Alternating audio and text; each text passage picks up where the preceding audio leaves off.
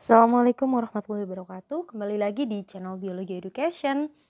Kali ini kita akan melanjutkan pembahasan Intan Pariwara kelas 11 pada bab Sistem Koordinasi bagian uji kompetensi 3. Mari kita simak bersama-sama. Oke, kita mulai dari nomor 1. Perhatikan ciri-ciri gangguan pada sistem saraf berikut. Terjadi kelainan pada neuron di otak akibat kelainan metabolisme. Tidak dapat merespon rangsangan pada saat kambuh. Otot-otot rangka berkontraksi secara tidak terkontrol. Nah, ciri-ciri tersebut menunjukkan adanya gangguan yang disebut dengan, kalau mimin pribadi nih ya, yang utama itu adalah yang poin nomor 2 dan juga poin nomor 3. Jadi tidak dapat merespon rangsangan pada saat kambuh. Terus otaknya tiba-tiba kontraksi kejang-kejang tidak terkendali. Nah, ini ciri utama dari penyakit yang namanya epilepsi. Nah, mungkin kalian pernah dengar nih ya, epilepsi. Jadi penderitanya epilepsi itu tidak bisa merespon rangsangan pada saat kambuh. Jadi ototnya itu akan berkontraksi secara tidak terkontrol. Oke, jadi jawabannya adalah yang B.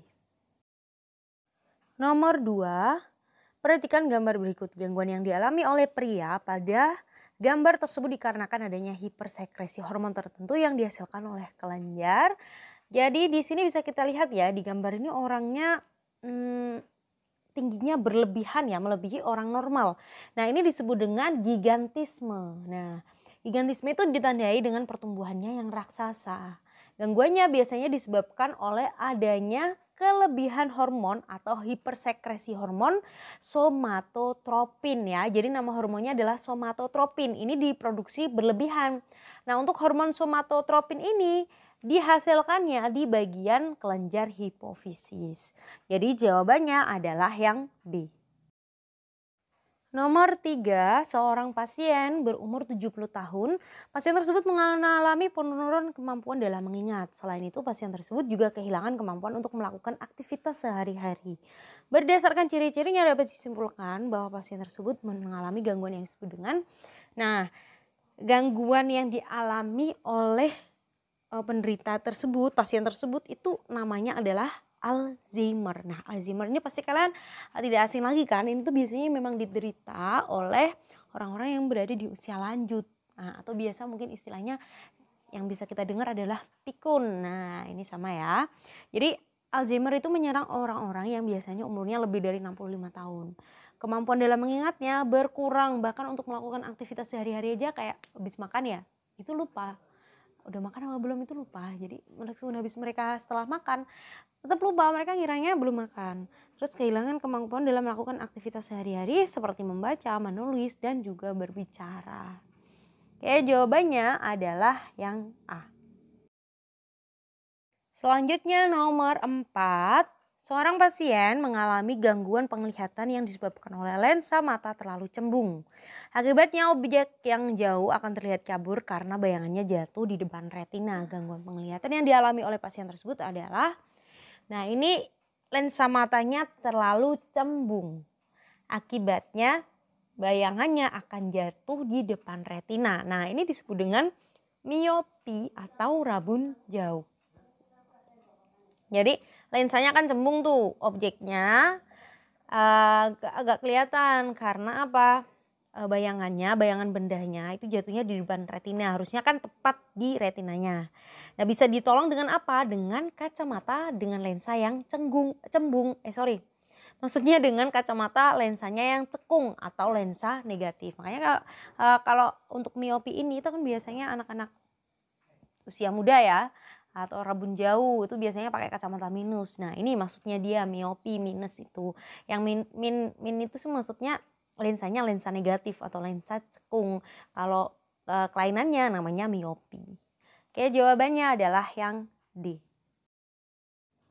Nomor 5, salah satu gangguan yang dapat terjadi pada organ hidung. Oke, Mimin jelaskan dulu ya.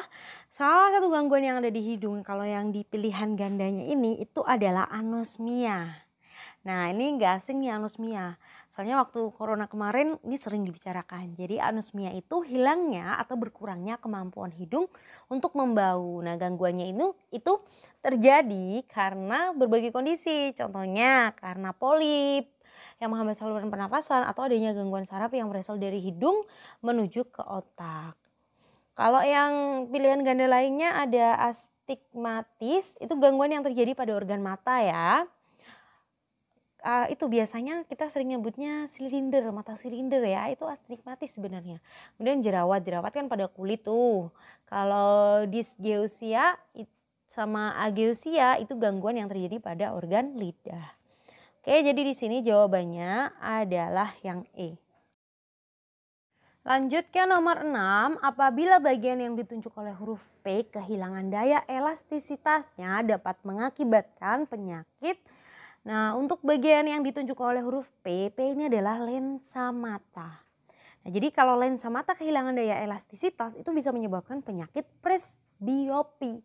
Apa itu presbiopi? Presbiopi itu penyakit tidak bisa melihat dengan jelas benda-benda yang letaknya terlalu jauh atau terlalu dekat. Nah, ini biasanya diderita oleh lansia sih.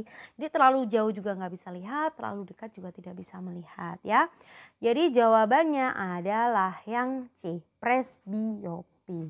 Oke, menjelaskan dulu. Kalau katarak itu karena keruhnya lensa mata ya. Kalau glaukoma itu karena tekanan dari dalam mata yang meningkat akibat cairan mata tidak bisa mengalir dengan baik. Kalau astigmatik yang tadi ya, tidak ratanya permukaan kornea atau silinder tadi. Kalau hipermetropi karena lensa mata terlalu pipih sehingga objek yang dekat tidak terlihat atau kabur karena bayangannya jatuh di belakang retina. Oke, maka jawabannya yang tadi adalah yang C, presbiopia. Lanjut, nomor 8, beberapa jenis nafza digunakan dalam pengobatan.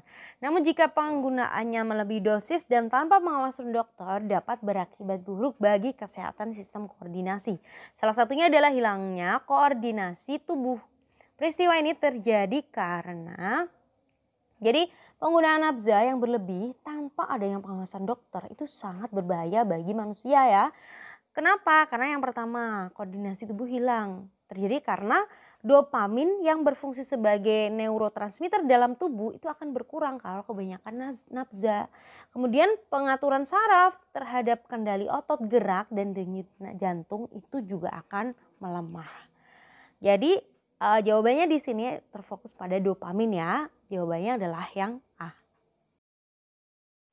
Nomor 9, jenis narkotika dan psikotropika berikut yang dapat memberikan efek penenang dengan menurunkan aktivitas otak adalah narkotika dan psikotropika itu kan ada 4 golongan tuh, ada sedatif, stimulan, halusinogen, dan depresan. Kalau yang sedatif itu memberikan efek penenang ya. Sedatif itu penenang, contohnya seperti Valium. Kemudian kalau stimulan itu orangnya menjadi lebih aktif, contohnya adalah kokain. Kalau halusinogen itu memberikan efek halusinasi bagi penggunanya, contohnya seperti ekstasi, heroin, ini yang bisa digunakan oleh artis ya, jangan ditiru. Kemudian depresan itu untuk menghilangkan rasa nyeri ya, jadi sama penekan otak yang mengatur rasa nyeri. Nah, contohnya di situ ada opium dan juga morfin.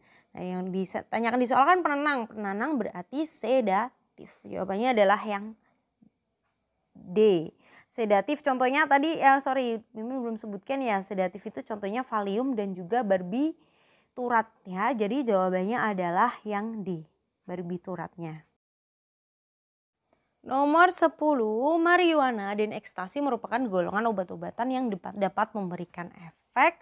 Jadi marijuana dan ekstasi, nah tadi kan sudah disebutkan itu masuk ke dalam golongan halusinogen. Jadi dapat memberikan efek halusinasi bagi penggunanya. Jadi jawabannya adalah yang C. Oke, sekian pembahasan kita kali ini. Semoga bermanfaat.